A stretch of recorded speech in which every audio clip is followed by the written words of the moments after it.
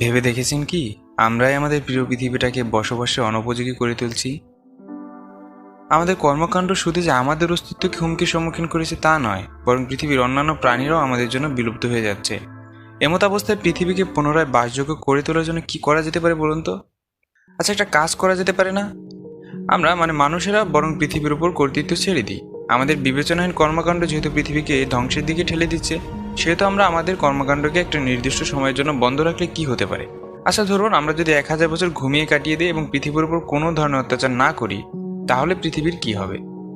পৃথিবী কি পুনরায় বাস উপযোগী হয়ে উঠবে, নাকি ধ্বংস হয়ে যাবে আমাদের সভ্যতা? জানতে হলে সাথেই থাকুন পুরো ভিডিও জুড়ে। ঘুমানোর জন্য মানুষেরা তৈরি করেছে একটা বিশেষ রকমের আন্ডারগ্রাউন্ড বাংকার, যেখানে তাদের জন্য রয়েছে আরামদায়ক বিছানা, বেঁচে থাকার জন্য রয়েছে প্রয়োজনীয় রসদ, তাপমাত্রা রয়েছে নিয়ন্ত্রণে। মোট কথা 1000 বছর অনায়াসে ঘুমানোর পরও মানুষ যেন জীবিত থাকে সেরকম সকল প্রযুক্তি সেখানে রয়েছে। মিলিয়ন মিলিয়ন রোবট রয়েছে ঘুমন্ত মানুষের দেখাশোনা করার জন্য এবং পৃথিবীর কি ঘটছে তা পর্যবেক্ষণ করার জন্য। ঘুম ভাঙলে মানুষেরা রোবটের কাছে যখন জিজ্ঞেস করলো আমরা ঘুমানোর পর পৃথিবীর কি হয়েছিল, বেশ, সকল মানুষ যখন ঘুমায় তখন মানুষের ঘর, বাড়ি, অফিস, আদালত সব কিছু প্রকৃতির হাতে হস্তান্তরিত হয়ে যায়। মানুষের ঘুমের একদিন পর পৃথিবীর সকল পাওয়ার প্ল্যান্ট বন্ধ হয়ে যায়, ফলে পৃথিবী জুড়ে বিদ্যুৎ সংযোগ বিচ্ছিন্ন হয়েছে এবং সকল ইলেকট্রিক বাতি নিভে গেছে। এখন আর কোনো ইন্টারনেট কিংবা টিভি চালু নেই। না, এ কথা কিন্তু সম্পূর্ণ ঠিক নয়। হ্যাঁ, পৃথিবীর কয়েকটা শহর এখনও বিদ্যুৎ আছে, যে শহরগুলোতে হাইড্রো ইলেকট্রিসিটি সরবরাহ করা হয়ে থাকে। যেমন আমাদের কাপ্তাই হ্রদে জলের স্রোত ব্যবহার করে বিদ্যুৎ উৎপাদন করা হয়। যেহেতু জলের স্রোত নিয়ন্ত্রণে মানুষের কোনো প্রয়োজন নেই, তাই এই সকল পাওয়ার প্ল্যান্টগুলো এখনও সচল আছে। এক কথায় নিউক্লিয়ার পাওয়ার প্ল্যান্ট সহ অন্যান্য পাওয়ার প্ল্যান্টগুলো জ্বালানির অভাবে বন্ধ হয়ে গেছে। ফলে লাস ভেগাসের মতো শহরগুলো এখনও আলোকিত আছে। তো লাস ভেগাসে আলো থাকলেও সেখানে পার্টি করার মতো মানুষ নেই, এটাই দুঃখের ব্যাপার। এক সপ্তাহ পর বিড়াল এবং কুকুর সব রাস্তায় বেরিয়ে পড়েছে, খাবারের খোঁজে মানুষের বাড়িতে ঢুকে পড়েছে। তাদের এখন ভয় পাওয়ার মতো কিছুই নেই, পুরো রাজত্বই এখন তাদের, যে কারো বাড়িতে ঢুকে পড়ছে। বাংলাদেশি গণভবন কিংবা আমেরিকার হোয়াইট হাউস, সবখানে এখন তাদের রাজত্ব। তারা মানুষের রেফ্রিজারেটরও দখলে নিয়েছে। বিদ্যুৎ ছাড়া অবশ্য রেফ্রিজারেটর সুপার মার্কেটগুলোতে রাখা খাবার সব নষ্ট হতে শুরু করেছে। অনেক খাবার এর মধ্যেই নষ্ট হয়ে গেছে এবং দুর্গন্ধ ছড়াচ্ছে। 1 মাস হয়ে গেছে, প্রকৃতি ইতিমধ্যে বড় বড় শহরে দখলদারি শুরু করে দিয়েছে। দালান কোঠায় গাছ ও লতাপাতা গজানো শুরু হয়েছে। মানুষের তৈরি শহরগুলো এখন ধীরে ধীরে বনাঞ্চলে রূপ নিচ্ছে। এভাবে 1 বছর পর পৃথিবীর জাহাজ বন্দরগুলো থেকে সব জাহাজ ছুটতে শুরু করেছে। কিছু কিছু জাহাজ অবশ্য সংঘর্ষ করে ভেঙে গেছে। গবাদি পশুদের মধ্যে দেখা দিচ্ছে তীব্র খাদ্য সংকট। 5 বছর পর এখন মানুষের পরিচিত শহরগুলো অচেনা হয়ে গেছে। দালান কোঠা সব গাছপালায় আবৃত। এখন আর গাড়ির বিরামহীন শব্দ কিংবা গান বাজনার তীব্র আওয়াজ নেই। এখন শুধু পাখির কলকাকলি আর মধুর কিচিরমিচির শব্দ পাওয়া যাচ্ছে। স্বাভাবিকভাবে নভোচারীরা ইন্টারন্যাশনাল স্পেস স্টেশন নিয়ন্ত্রণ করে থাকেন, কিন্তু এখন পৃথিবীর সকল মানুষ ঘুমিয়ে পড়েছে, তাই আইআইএস কক্ষপথ হারিয়ে পৃথিবীতে ধসে পড়ছে।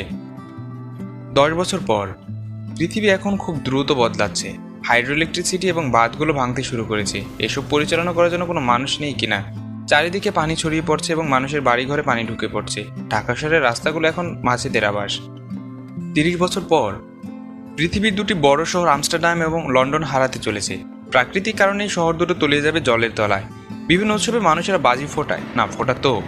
এখন প্রকৃতিও এমনটা করছে, কিন্তু সেটা দেখে উপভোগ করার মতো মানুষ নেই। সমস্যাটা হলো দাবানল অনিয়ন্ত্রিত হয়ে পড়েছে। ফলে ওয়ার হাউস কিংবা বারুদের কারখানায় আগুন ঢুকে পড়ছে এবং ব্যাপক ফায়ারওয়ার্কস হচ্ছে। রাতের আকাশে তাকালে অনেক সময় তারা খসা দেখা যেত, যেগুলো ছিল মূলত অ্যাস্টেরয়েড। এখনও তারা খসে দেখা যাচ্ছে, কিন্তু এগুলো এখন কৃত্রিম উপগ্রহ এবং তাদের ধ্বংসাবশেষ। এগুলো নিয়ন্ত্রণহীন হয়ে পৃথিবীতে ধসে পড়ছে। অবাক করার কথা হলো মানুষের ঘুমানোর 50 বছর পরেও মানুষের কণ্ঠধ্বনি শোনা যাচ্ছে। যে সকল পাখিদের মানুষ কথা বলা শিখিয়েছিল, তারা এত বছর পরেও সে কথাগুলো উচ্চারণ করতে থাকবে। ঘুমের 100 বছর। মানুষ যেভাবে পৃথিবীকে সাজিয়েছিল তার মাত্র 10% এখন অবশিষ্ট আছে। দেখে মনে হচ্ছে মানুষেরা এই পৃথিবী থেকে 100 বছর আগে বিলুপ্ত হয়ে গেছে। প্রাকৃতিক দুর্যোগ যেমন বন্যা, ঘূর্ণিঝড়, জলোচ্ছ্বাস, ভূমিকম্প পৃথিবীর বিখ্যাত স্থাপনাগুলো ধ্বংস করে দিয়েছে। আমাদের আহসান মঞ্জিল সহ অন্যান্য স্থাপনা এখন ধ্বংসাবশেষ বই কিছু নয়। আমেরিকার গোল্ড গেট ব্রিজ এবং ব্রুকলিন ব্রিজ ধ্বংস হয়ে গেছে। এমনকি মোনালিসাও নষ্ট হতে শুরু করেছে।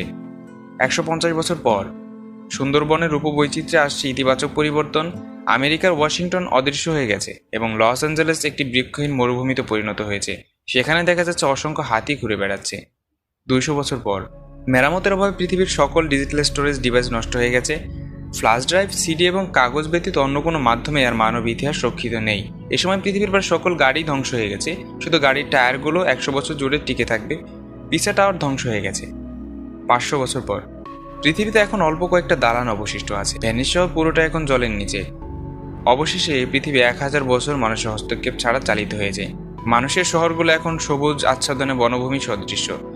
কিন্তু আশ্চর্যজনকভাবে কিছু স্থাপনা যা নির্মাণ করা হয়েছিল 1000 বছর আগে তা এখনও অক্ষত অবস্থায় আছে এবং আরও 1000 বছর অক্ষত থাকবে। গিজার পিরামিড এবং চীনের গ্রেট ওয়াল এর মধ্যে অন্যতম। মানুষের একমাত্র প্রযুক্তি হিসেবে এখন অক্ষত আছে মুন রোভার। ঘুম থেকে জাগার পর মানুষ বাইরে বেরোবে পৃথিবীর কী অবস্থা দেখতে। মানুষের আগে থেকে জানতো পৃথিবী প্রকৃতির হাতে সোপর্দ হয়েছে। এখন তার নতুন চ্যালেঞ্জের সম্মুখীন হয়েছে। সবকিছু পুনরায় তৈরি করতে হবে, সভ্যতা পুনরায় গঠন করতে হবে। এটি করার জন্য তাদের মগজে রয়েছে যথেষ্ট বুদ্ধি এবং বাংকারে রয়েছে যথেষ্ট প্রযুক্তি। কিন্তু প্রশ্ন হলো, মানুষের এই 1000 বছর নিদ্রায় পৃথিবীর কি হলো? বেশ, মানুষের কর্মকাণ্ডে পৃথিবীর জলবায়ু ধীরে ধীরে বাস অনুপযোগী হয়ে পড়ছিল। আর এখন জলবায়ুতে এসেছে ইতিবাচক পরিবর্তন। বন্যপ্রাণীর সংখ্যা এসেছে ভারসাম্য, বায়ুমণ্ডল, সমুদ্র, জীবজন্তু সবকিছু এখন সুস্থ এবং আমাদের প্রায় সকল প্লাস্টিক বর্জ্যই ক্ষয়প্রাপ্ত হয়েছে। ফলে পৃথিবী এখন বাস উপযোগী হয়েছে। এটি একটি হাইপোথিসিস ছিল মাত্র। মানুষ 1000 বছর ঘুমালে ঠিক এমন হবে তা না, তবে মূল কথা হলো পৃথিবীর জলবায়ুতে আসবে বিপুল পরিবর্তন। তো কেমন ছিল আজকের ভিডিওটি কমেন্টে জানাবেন অবশ্যই। আমাদের ভিডিওগুলো ভালো লাগলে সাবস্ক্রাইব করে আমাদের সাথেই থাকতে পারেন।